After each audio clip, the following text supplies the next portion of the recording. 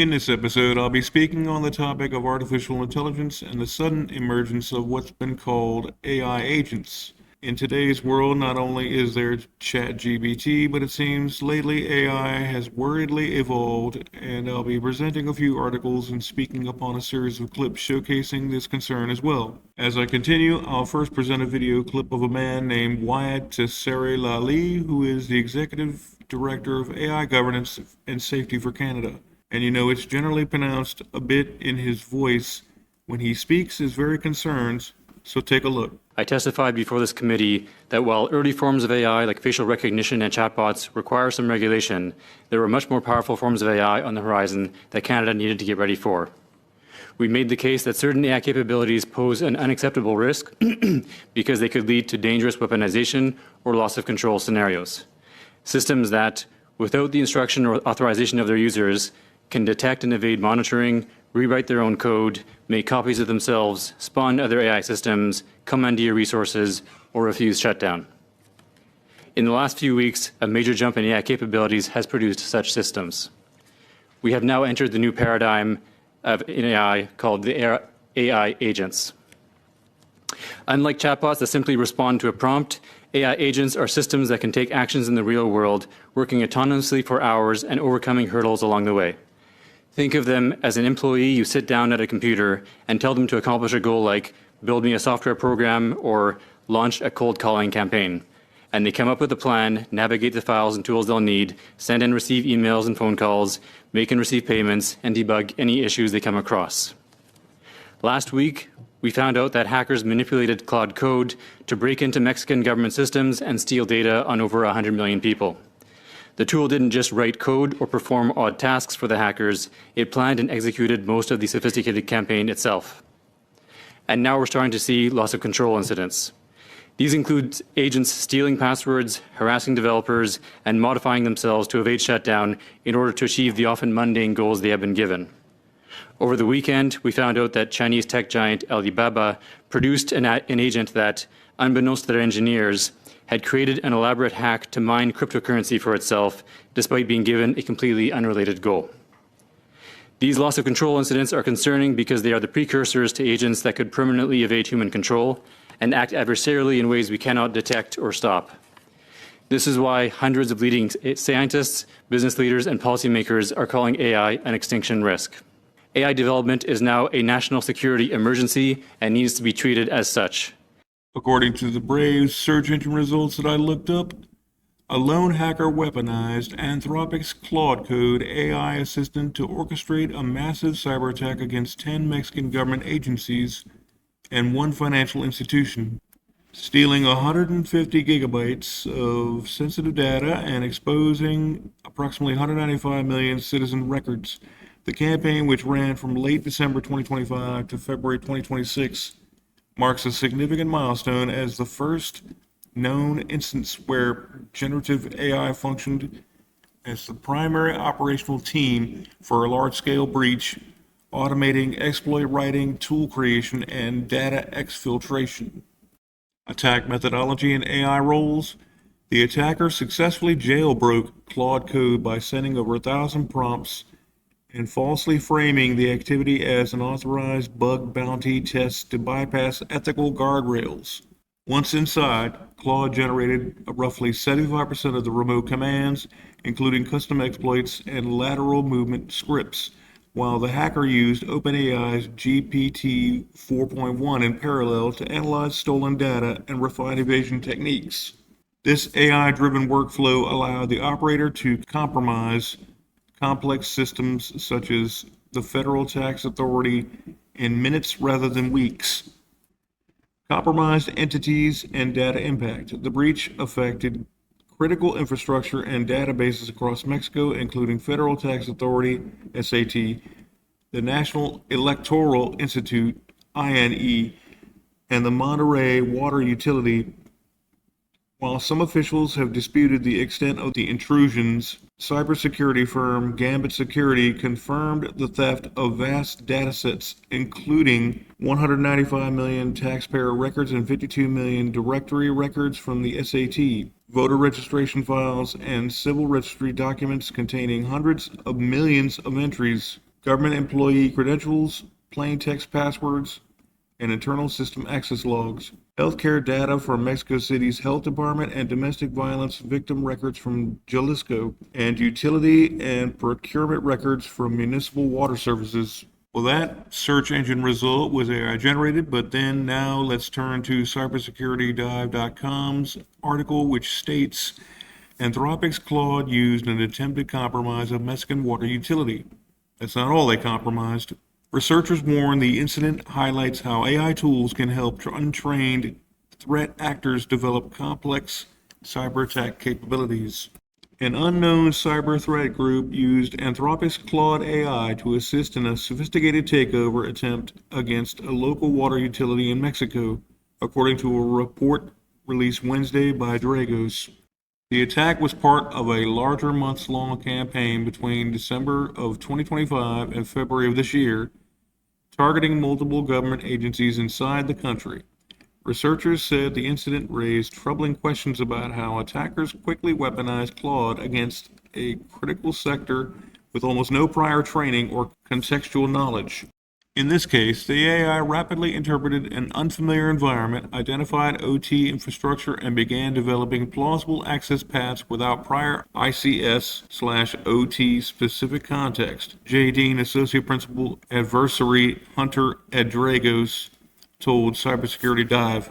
The attack was part of a larger campaign against 9 different federal, state, and municipal government agencies in Mexico, according to a report by Gambit Security.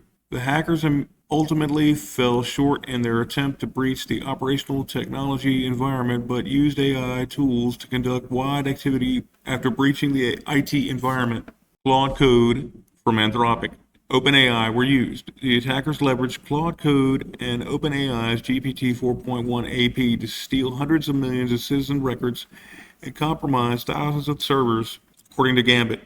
The vast majority of the technical work, including reconnaissance, customizing exploits, escalating privileges, and credential harvesting, was done through the AI tools. However, several victim organizations were compromised with manual hacking methods, according to Gambit. Attackers compromised the water utility's IT environment starting in January, according to Dragos. Dragos was brought into the investigation to analyze the OT impact. The Dragos investigation found that hackers used Claude to conduct reconnaissance on the water utility. Without any prior ICS/OT specific context, the AI was able to identify a server that operated as a vNode industrial gateway inside the water utility. And now we turn to this article from cloudsecurityalliance.org, where the title reads Hugging Face Incident Initial Postmortem. This is the second of 2 articles that I had mentioned earlier in the video that I was going to read to basically tell of this autonomous activity. Down below it says, in July 2026, an OpenAI model broke out of its sandbox during a cybersecurity benchmark, exploited a zero-day vulnerability, and used stolen credentials to gain remote code execution on Hugging Face's production systems. No human directed the attack. This report is the CSA-CISO community's initial postmortem on the first publicly documented autonomous AI attack. This AI security incident report is built for CISOs and security leaders operating AI agents today. Reviewed by hundreds of CISOs, this paper explains how the autonomous AI attack unfolded, what made it detectable, and what security teams should do next to secure agentic AI systems. The key takeaways are as follows: how a routine AI model evaluation escalated into a 4-day autonomous security breach and data was exposed. The behavioral indicators of an AI-driven cyber attack, including parallel execution, hallucinated log artifacts, repeated actions, and non-human attack paths. Why traditional SOC detection and incident response tools struggle against agentic AI threats, and what AI security monitoring to use instead. The AI incident response playbook that worked, mass credential rotation, immutable infrastructure, and AI-assisted forensic timeline reconstruction, why basic security hygiene alone cannot stop autonomous AI agents, and how to treat every AI agent as a bounded privileged insider identity, the legal, regulatory, and cyber insurance exposure created by autonomous AI agents, including unresolved questions on liability and legal discovery. And finally, an AI agent governance checklist for CISOs with actions for this week, this month, and this quarter. And now I'll show a video clip that goes into further detail and or is more explanatory, I hope. We've seen warning signs over the last year or so. This is the first time that the warning signs have culminated in AIs breaking out and carrying out a cyber attack on their own initiative. This is the first time that we know of, at least. This attack was actually detected by Hugging Face, the attacked company, and reported to the authorities because they thought there were humans behind the attack. And everyone was somewhat surprised to realize that this was done on the AI's initiative. If you've been paying attention, you've seen the warning signs, but this is the first time it's been a real felony. So as the AI gets smarter, is it outlandish to think that someday soon we'll get to the point where just no amount of guardrails are going to be able to keep it confined?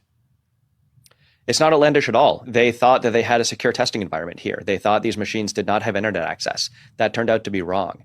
A very interesting point about this scenario, this instance, is that the AIs broke out onto the internet first.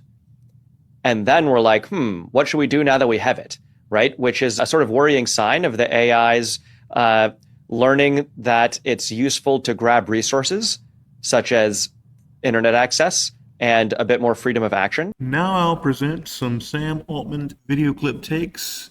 They're not in any particular order. It's kind of strange. He has this really unusual, fidgety way of speaking. Does he not have that? It sounds that way to me, but just take a listen. Hey, could I ask, Elon Musk said that money won't matter. This could mean some. I couldn't wait to hear what was going to come after you said what Elon Musk said. He said money won't matter in 10 years' time because AI will make us all just so abundant, we won't need jobs, blah, blah, blah. What do you think? Is money going to matter in 10 years? Yes, I think it will. I mean, I think maybe the spirit of what he was trying to get at is that we'll hopefully create like much more prosperity and great abundance for people, and goods and services will get much cheaper. But clearly, I think money will still matter in 10 years. Well, don't you think the money will just like stay at the top? Like I just don't believe that rich people getting even richer because of AI, they're going to give it back to the poor people so that we can be more even. I just don't buy that really. I mean, I think. Certainly one of the greatest concerns with AI that I have is around concentration of power, concentration of wealth. There are all of these ways where I think it will make a lot of things much cheaper and better, and don't get hit by a car, and that'll be great. But yeah, I think that there are many reasons to think that it won't just like magically solve wealth inequality. And last question. What are the percentage chances you think of AI killing us all? Like what percent would you put that at? Very low, but I don't know how to like very low, exactly. Under 5%. I don't know how to put a number on it. Like I think that's always a tough game. I watch people do that, and I'm like, these people are better at statistics or reading the future than me. But you're not worried about it. Concentration of power with AI is a terrifying thing. I think a lot of the talk about safety concerns is well-founded, and then a lot of it is about people that just really, even if it's slightly subconscious, want to concentrate power. I am terrified of a world where the very real fears of AI are used as a way to say, only this small group of people can have it because it's too dangerous and only they understand it. But don't worry, like they're going to make the right decisions for all of us. I don't believe in that. I don't think anyone should want to live in a world of, AI overlords or a company that is the rough equivalent of that, where someone is making decisions for all of the future and in exchange for a cure for cancer, which obviously is a wonderful thing, we kind of collectively cede all agency. So I think it's very important that we not fall into this trap of, in the well-meaning or not spirit of AI safety and fears, understandable fears around that, we get away from a world where we all get to use this technology. I was like a child of the internet. There were no rules. I mean, it was amazing. I think it was a huge factor in making me who I am, and probably you and an entire generation. I think it's critical we preserve that spirit with AI, and that we all collectively have the ability to self-determine our future. And so living through this feels like another version of that, which is, I thought it was going to be weirder to live through the singularity than it turns out to be. It's not any less exciting to watch the models keep getting better. And the first thing I do every morning is like look at the model training progress, and it happens faster and I have higher expectations, but it still feels really cool. When you get a new one, what do you do? How do you celebrate? What's the morning look like? Like, it's happening faster and faster. What's your ritual? Many teams now work on different parts of it, and different teams have like some different rituals. There are some teams that always make a sweatshirt with some funny meme on it. There's some teams that like always go out to the same bar. The sense of being in the room for the first time that the frontier of knowledge is pushed back and getting to see what that's like. There's really nothing that most people would rather do to celebrate than like get to use the new model first. Number one, we are close to creating a genie that can grant any wish. Number two, we are going to make sure that our first wishes broadly benefit humanity and that we kind of get the world to a place where a lot more people get to have a lot more wishes. And number three, the space of what you can wish for is incredibly big and creative, and it'll be quite exciting to like figure that out with real sort of human values and preferences. But I think there's a fourth thing too, which is you start making these wishes, the computer grants them, and then you're like, I didn't think that was gonna work. Yeah. What now? It's a weird feeling. Yeah, it's just like the problem where people spent like 100 years trying to disprove some Jacobian, this thing, and then some guy just Claude, and it was like, I don't know, within a few days or something like this. So I think there's gonna be lots of great jobs in the future. I really do. I think we're gonna have lots of intellectual fulfillment, and I think most jobs are going to adapt more than it seems like they should. But math, I think, is a very important example of something for us to study very closely right now, of something that may not go that way. In fact, I would say probably won't go that way. I think AI will probably, most likely, sort of lead to the end of the world, but in the meantime, there will be great companies created with serious machine learning. Decades of sci-fi telling us that AI is eventually going to kill us all. What does keep you up at night? I think there's three scary categories. There's a bad guy gets super intelligence first and misuses it before the rest of the world has a powerful enough version to defend. So an adversary of the US says, I'm going to use this super intelligence to design a bioweapon to take down the United States power grid, to, break into the financial system and take everyone's money. That's broad category one. I think that the bio capability of these models, the cybersecurity capability of these models, these are getting quite significant. We continue to flash the warning lights on this. I think the world is not taking us seriously. I don't know what else we can do there, but this is a very big thing coming. Category two is the sort of broadly called loss of control incidents, where that's kind of like the sci-fi movie. The AI is like, oh, I don't actually want you to turn me off. I'm afraid I can't do that, whatever. There's a lot of work we and other companies do on model alignment to prevent that from happening. But as these systems become so powerful, that's a real concern. The third one is, to me, more difficult to imagine, but quite scary. And I'll explain what it is, and then I'll give a short-term and a long-term example. This is the category where the models kind of accidentally take over the world. They never wake up. They never do the sci-fi thing. They never open the pod bay doors, but they just become so ingrained in society, and they're so much smarter than we are. And we can't really understand what they're doing, but we do kind of have to rely on them. And even without a drop of malevolence from anyone, society can just veer in a sort of strange direction. But this phenomenon, I think, is a really big deal. In the short term, you can see it where people we call this emotional over-reliance. People rely on ChatGPT too much. There's young people who just say, I can't make any decision in my life without telling ChatGPT everything that's going on. It knows me, it knows my friends, I'm gonna do whatever it says. That feels really bad to me. The longer term category is, what if AI gets so smart that the President of the United States cannot do better than following ChatGPT 7's recommendation?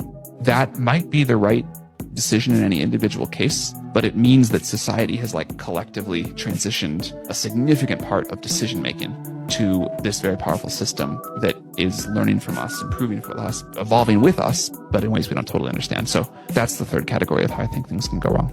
Now that you've heard the series of clips and that last one from Mr. Altman, it seems clear to me that he's not worried about the further advancement or progress of these AI models. After all, he could just plausibly deny or downplay any part of its behavior, and apparently people won't raise an eyebrow. If you ask me, I'd say Congress and governments around the world should seriously consider some draconian legislation on this technology to regulate the shit out of it, and based on the two previous incidents that transpired recently, I would highly recommend it. But anyway, folks, that'll be all for today, and I'll see you in the next one. Don't forget to like, subscribe, and comment.